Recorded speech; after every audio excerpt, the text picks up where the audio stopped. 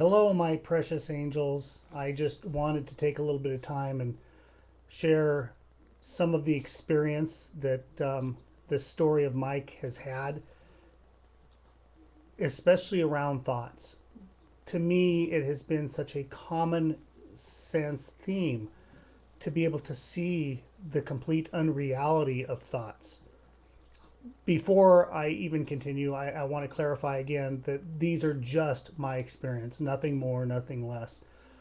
It doesn't mean it's something that anybody else should even be looking at. It just seemed to work for me, and want to make sure that what works for you is what you need to do, period. I have found that the inability to believe thoughts is what has created so much freedom in this story. I can't believe a one. The only time I seem to get caught in a thought for a short period of time, it seems to be really late at night or early in the morning, waking up. And I like to refer to those as kind of Velcro thoughts because they grab on. I attach to them when I first wake up. The worrisome, the stressful thoughts.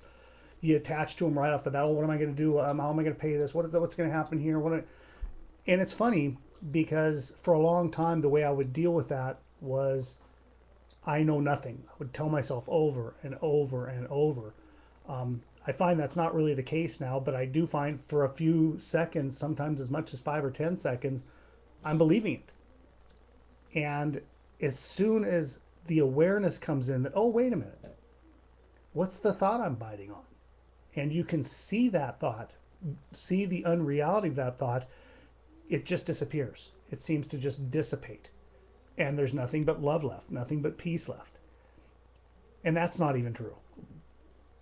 But it has been a pointer for me. It helped me so much through the Byron Katie ideas, the Course in Miracles, to become aware of these thoughts that aren't even our own. They're thoughts that are happening to us. And if you put the common sense to that, the insane thoughts that come into your mind, they have nothing to do with what's going on in the present moment. The constant worrying, if you sit and really look and go back, 99.99999% of the stuff you worry about or stress about never comes to fruition. Thoughts are what? Nobody can really define a thought, yet we live our entire lives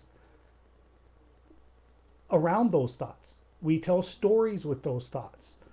We go back and grab onto what we call a past thought and think we're thinking a past thought, but all we're doing is grabbing a thought about what we consider to be the past and we're thinking it fresh and new right now. Even when we step into the future, supposedly, we have to go back into, quote, the past and figure out what we did like, what we didn't like, to project anything into the future. So it really is all about this idea of the past thought, but everything is happening in this, is happening right now.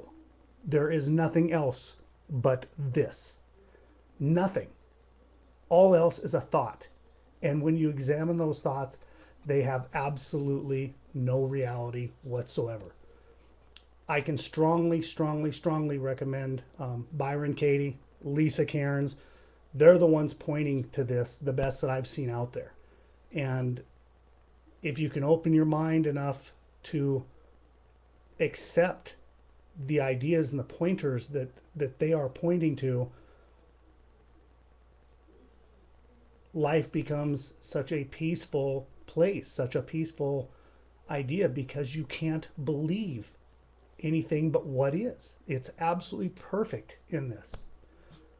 Just some ideas that I wanted to share. There were a number of emails that were sent to me, people watching the story of my videos that I had posted, and there were a lot of questions, and this was one that for me resonated so deeply. So I did want to share. I love you all very much, and I'm so happy that these are resonating with you. Thank you again.